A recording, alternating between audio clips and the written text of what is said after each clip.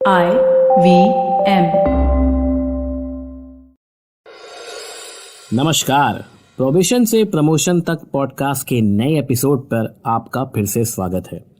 दोस्तों, मेरा नाम है अभिनव त्रिवेदी। पेशे से मैं एक बिजनेस जर्नलिस्ट हूँ, एक एंटरप्रेन्योर भी हूँ और इस पॉडकास्ट में मैं बात करता हूँ आपकी ग्रोथ स्टोरी के बारे में, आपकी पर्सनालिटी डेवलपमेंट, आपके करियर और व्यवसाय से जुड़े वास्तविक चैलेंजेस की, वास्तविक हर्डल्स की। दोस्तों, आज का मुद्दा है how to make your job application stand out. जी हाँ, आप नौकरी के लिए अप्लाई करते हैं तो आप भीड़ में करोड़ों में एक होते हैं।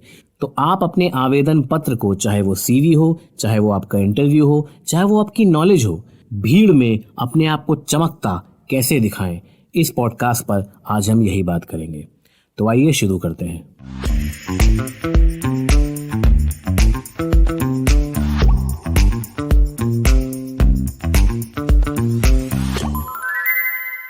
मान लीजिए कि कुछ दिनों से आपका मोबाइल फोन जो है वो हो गया है खराब। अब आपको नया मोबाइल फ़ोन लेना है। बड़े दिनों बाद संडे को आपने टाइम निकाला।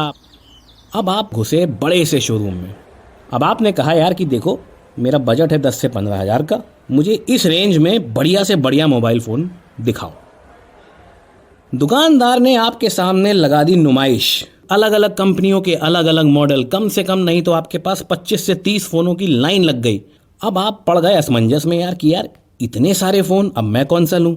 फिर आप देखेंगे कि भाई आपकी ज़रूरत क्या है, आपको क्या करना होता है। आपको सोशल मीडिया पे ज़्यादा रहना होता है, मोबाइल फ़ोन में स्पेस होनी चाहिए, ऐप्स डाउनलोड करने की, व्हाट्सएप होना चाहिए, फेसबुक होना चाहिए।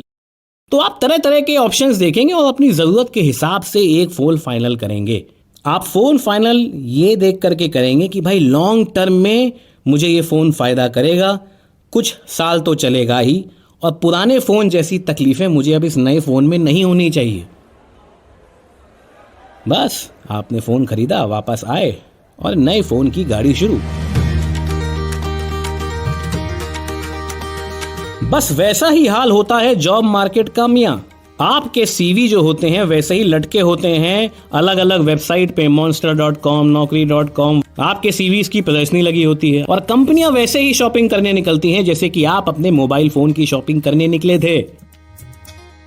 वो जाते हैं मॉल के अंदर, दुकानदार से यानी कि वेबसाइट से बोलते हैं कि भैया ये मेरा रेंज है, इससे ज़्यादा मैं एनुअल तनख्वाह नहीं दे सकता हूँ। अब इस रेंज में मुझे अच्छे से अच्छे कैंडिडेट दिखाओ जिनकी प्रोफाइल, जिनकी क्वालिफिकेशन, जिनका स्किल सेट मुझसे मैच करता हो। तो भाई साहब, बात यह है कि इस इंटेंस कंपटीशन वाले मार्केट में, इतना ज़्यादा द्वंद्व फंद वाले मार्केट में आपका रेज्यूमे या फिर आपकी जॉब एप्लीकेशन कंपनी के लिए स्टैंड आउट होनी चाहिए। याद है ना, जब आप मोबाइल फोन देखने गए थे तो कोई एक बहुत ही चमकदार मोबाइल फोन था जिसने आपका एकदम अटेंशन ग्रैब कर लिया था। वैसे ही आपकी जॉब एप्लीकेशन भी इतनी प्रभावशाली होनी चाहिए कि 1000 कैंडिडेट्स के बीच में आपकी एप्लीकेशन एकदम अलग दिखे। तो आइए बगैर देर किए जानते हैं कि आपकी जॉब एप्लीकेशन ज्यादा से ज्यादा प्रभावशाली कैसी हो, आपको क्या क्या चेंजेस करने हैं, ना सिर्फ अपने ऑनलाइन बिहेवियर में बल्कि ऑफलाइन बिहेवियर में भी। सबसे पहले बात करते हैं आपके रेज्यूमे यानी कि सीवी की। लेसन नंबर 1, फालतू का ज्ञान सीवी में बिल्कुल मत डालें। सीवी पढ़ने का टाइम सबके पास नहीं होता है, तो कोशिश करें आपके पास जितना भी वर्क एक्सपीरियंस हो उसको सम अप करें एक पेज में। ज्यादातर एचआर और ये एचआर कंसल्टेंट मानते हैं कि आजकल लोग सीवी में बहुत ज्यादा ज्ञान देते हैं। अरे भाई, अगर आप सेल्स के जॉब के लिए अप्लाई कर रहे हैं तो सीधा सीधा ये लिखिए कि आपने पिछली नौकरी में कितनी सेल करी, आपका क्या टारगेट था, आपने कितना अचीव किया। या फिर अगर आप मार्केटिंग की जॉब के लिए अप्लाई कर रहे हैं तो फिर ये बताइए कि आपने पिछली कंपनी में रहकर के क्या मार्केटिंग करी, उसका क्या इम्पैक्ट हुआ। बड़ा बड़ा ज्ञान अपने सीवी में देने से बचें। सच्चाई ये है महानुभाव कि उनको कोई नहीं पढ़ता है। अपने रेज्यूमे को आप जितना ज्यादा कलरफुल और ब्राइट बनाएंगे उतना अच्छा है। छोटी छोटी चीजें जैसे सीवी में आपकी फोटो होनी चाहिए, आपका ईमेल आईडी होना चाहिए। सीवी आप किसी इंग्लिश टीचर से या फिर जिसकी अंग्रेजी अच्छी हो उससे एक बार वेरीफाई करा लें।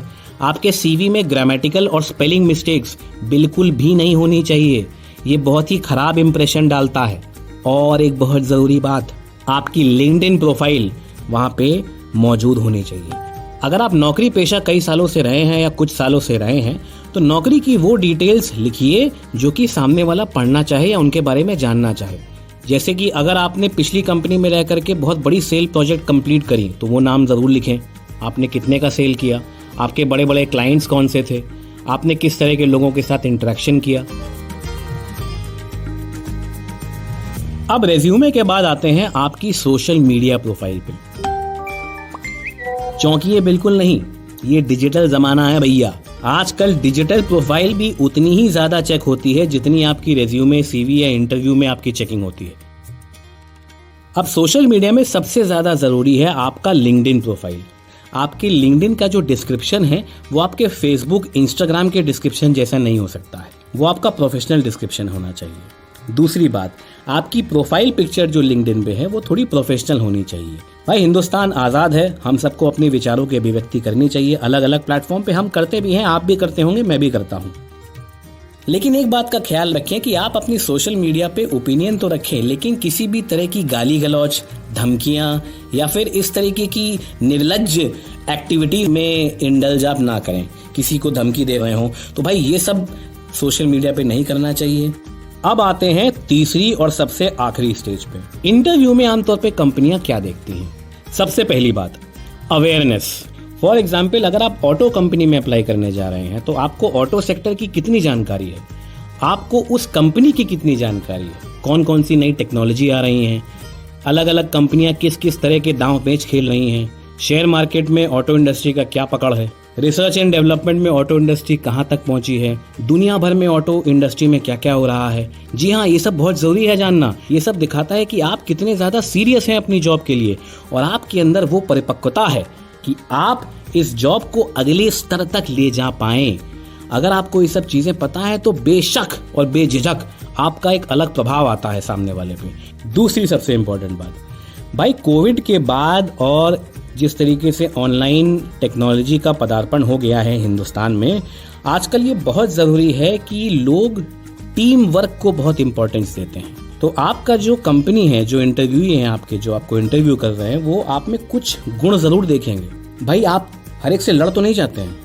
ऐसा तो नहीं है कि मतलब आपके विचारों से अगर कोई मतभेद रखता हो तो आप उससे आप बात करना छोड़ दें।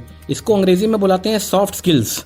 आपके अंदर लीडरशिप की भावना होनी चाहिए, आपके अंदर सबके साथ मिल करके काम करने की भावना होनी चाहिए, तभी आप अच्छा वैल्यू लेकर के आते हैं टेबल पर। इसके अलावा बहुत ही अच्छा होगा अगर आप अपनी काबिलियत को इंटरव्यू में ही दिखा दें। अगर आप मार्केटिंग की जॉब के लिए अप्लाई करने आए हैं तो वहां पर भी आपकी मार्केटिंग एबिलिटी, जो आपकी मार्केटिंग करने के तरीके हैं, आप अपने आप को कैसे मार्केट करते हैं, वो दिखना चाहिए आपके इंटरव्यूअर को। आखिरी बात, पैसा सबके लिए जरूरी होता है। हर कोई चाहता है कि भाई उसको ज्यादा से ज्यादा पैसे मिले किसी नौकरी में, लेकिन कंपनियों का एक प्री डिफाइंड कोटा होता है कि इस रेंज के बाहर वो नहीं जाएंगे पैसे देने के लिए। लेकिन आपको भी पता होना चाहिए कि जिस नौकरी के लिए आप अप्लाई कर रहे हैं मार्केट में उसका रेट क्या चल रहा है। फॉर एग्जाम्पल, अगर आप एंट्री लेवल डेटा ऑपरेटर के लिए अप्लाई करते हैं तो आपको पता होना चाहिए कि भाई डेटा ऑपरेटर को इस वक्त कितने पैसे मिल रहे हैं मार्केट में। बहुत ज़रूरी है निगोशिएट तरीके से करना। आपको कंपनी से लड़ना नहीं है, आपको सिर्फ अपनी बातें स्पष्ट रूप से और कॉन्फिडेंटली रखनी है। उसके बाद कंपनी की मर्जी। और एक बहुत ज़रूरी बात, ये डिजिटल दुनिया है, बहुत आसान होता है किसी के लिए कोई बात का पता करना, तो झूठ मत बोलें किसी भी तरीके का। फर्जी सर्टिफिकेट, फर्जी रिकमेंडेशन लेटर, फर्जी चीज़ें मत बनवाएं। आजकल बहुत आसान होता है ये पकड़ में आना, और एक बार ये पकड़ में आ गया तो फिर आपका करियर खराब हो सकता है, लोग आपको ब्लैकलिस्ट कर सकते हैं। अगर आपने ऐसा किया और आपने किसी पोर्टल पे उस कंपनी ने कंप्लेन कर दी कि भाई ये कैंडिडेट जो है फर्जी सर्टिफिकेट बनवा करके लाया था, वो पोर्टल ही आपको अलग अलग नौकरियों के लिए रिकमेंड नहीं करेगा। और अपनी कमजोरियों के बारे में भी खुल करके बात करें कि मेरी ये कमजोरी है, लेकिन मैं सीखने के लिए तैयार हूँ। ये बात हमेशा याद रखें, डेल कार्नेगी की भी लाइन है कि जो आदमी सीखने की ललक रखता है उससे हर आदमी जुड़ना चाहता है। हर कंपनी चाहती है कि वो उनके साथ आकर के जुड़े, क्योंकि उनकी तरक्की में जुड़ी है कंपनी की तरक्की। अपनी एप्लीकेशन को अलग हर कोई दिखाना चाहता है, लेकिन इसके लिए बहुत छोटे छोटे एफर्ट करने पड़ते हैं, थोड़ी सी मैच्योरिटी दिखानी होती है, थोड़ा सा रिसर्च करना होता है। कोई मुश्किल काम नहीं है। दोस्तों, अगर आपको ये पॉडकास्ट पसंद आया हो तो प्लीज़ इसे लाइक, शेयर और सब्सक्राइब करें और अपने उन दोस्तों तक पहुंचाएं जिनके लिए आपको लगता है कि उनको ऐसे पॉडकास्ट की ज़रूरत है। प्रोबेशन से प्रमोशन तक के नए एपिसोड पर हम फिर मिलेंगे जल्द ही। तब तक के लिए नमस्कार, शब बखैर। Hey, it's been another great week on the IVM Podcast Network. From Jeff Bezos to Amitabh Bachchan, everyone has tasted failure, but they don't give up. On Probation se Promotion Tak, Abhinav talks about failure and how to use it as a stepping stone towards your goals. On a show about crypto, Rohan and Jasprit Bindra, founder of the Tech Whisperer, debate whether blockchain could be considered socialist in nature. On The Longest Constitution, Priya Mirza sheds light on untouchability in the workplace with the help of Article 17. Witness the liberation of Bangladesh in the season finale of War and Warriors as narrated by Air Vice Marshal Arjun Subramaniam. And on Audiogan, Kedar is joined by writer Himali Kothari. They talk about Project 87. This project focuses on English language plays from India. Do follow us on social media. We're IVM Podcast on Twitter, Facebook, Instagram, and LinkedIn. And remember, if you're enjoying this show or any of our other shows for that matter, please do tell a friend. Go check out our YouTube channels. We go live on a whole bunch of different things. We have a number of different channels. You can find them on ivmpodcast.com/YouTube. And finally, we'd like to thank our sponsors this week. Cred, Bank of Baroda, CoinSwitch Kuber, Intel, and Oxfam India. Thank you for making this possible. Do you wonder why China does the things that it does? Or want to know how we could improve online privacy? Or perhaps you're thinking about how we can kickstart India's economy. If you'd like to search for the answers to such questions, check out All Things Policy, a daily public policy podcast that covers everything from employment figures to aircraft carriers. Tune in from Monday to Friday for new episodes and fresh takes.